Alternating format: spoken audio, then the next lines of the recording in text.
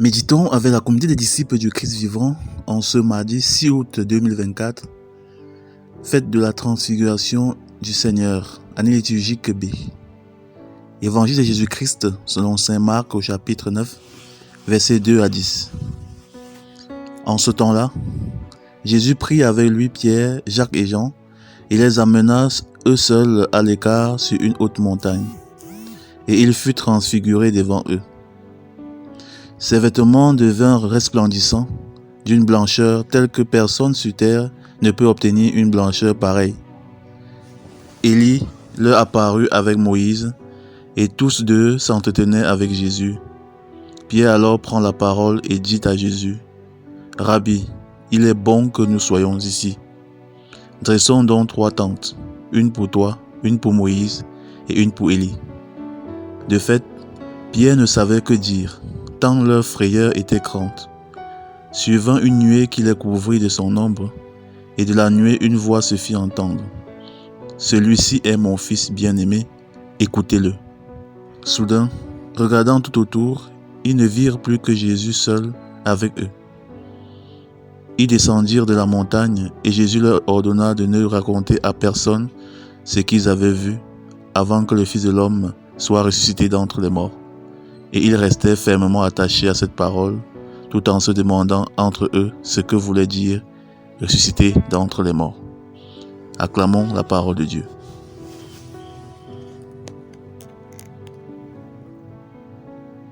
Méditation. Frères et sœurs en Christ, que la grâce de notre Seigneur Jésus-Christ abonde dans chacune de nos vies. Ce matin, nous célébrons avec l'Église universelle la fête de la transfiguration du Seigneur. Le Seigneur se révèle dans sa beauté et sa splendeur, dans l'intimité de la présence de ses disciples.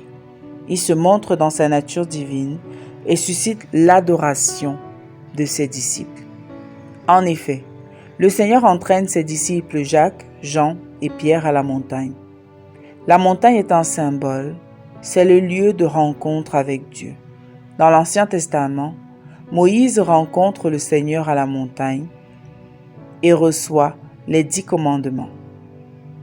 Abraham reçoit la révélation du Dieu qui pourvoit à la montagne lors du sacrifice d'Isaac. La montagne est le lieu où nous nous retirons pour rencontrer le Seigneur tel qu'il est, car Dieu ne change pas, c'est nous en général qui ne le voyons pas tel qu'il est.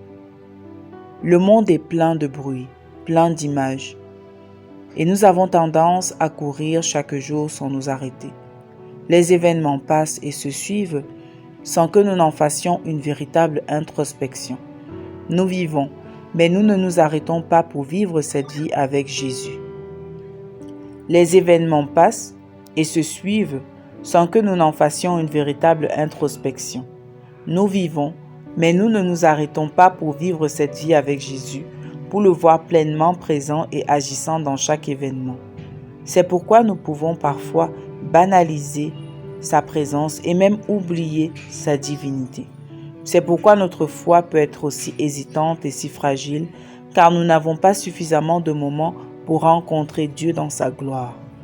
Pourtant, Jésus nous invite chaque jour à un moment d'intimité. Il veut nous entraîner à l'écart dans une retraite intérieure. La montagne, c'est notre cœur, le silence de notre être intérieur pour rencontrer Dieu. Face à certaines situations, dans le doute et même dans la vie de tous les jours, nous devons quotidiennement, hebdomadairement, mensuellement nous retirer et prendre un moment d'adoration de Dieu. Aller dans une église, contempler la grandeur de Dieu, sa magnificence et nous rappeler qu'il est Dieu et pas seulement un homme. C'est dans le silence intérieur que nous écoutons la voix du Père nous demander d'écouter son Fils bien-aimé. En effet, si nous nous retirons, Jésus aura toujours un message pour nous, une parole qui changera certainement le cours de nos vies. C'est dans la présence de Dieu que nous aurons les directives à prendre pour notre vie, que telle ou telle autre situation deviendra plus claire, que Jésus transfiguré nous fera voir les choses à la lumière de sa présence, sans que le monde nous aveugle comme toujours.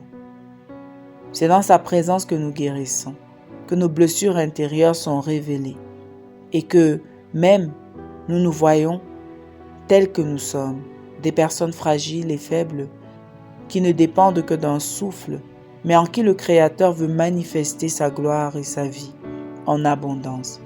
Des personnes qui ont besoin de Dieu. Aujourd'hui, dans le Saint-Sacrement, nous avons la révélation de Dieu qui se donne, qui meurt pour nous. L'Église nous permet au moins une fois chaque semaine de contempler la splendeur du Créateur dans le Saint-Sacrement. Quelle est la dernière fois que nous avons pris un moment d'adoration? Quelle est la dernière fois que nous avons pris part à une retraite spirituelle? Quelle est la dernière fois que nous avons pris un réel moment d'intimité intérieure avec le Seigneur? De retraite dans la vie de tous les jours. Prions. Seigneur, en cette fête de la transfiguration, donne-nous la grâce de te laisser nous entraîner à l'écart aussi souvent que tu le souhaites. Intercession.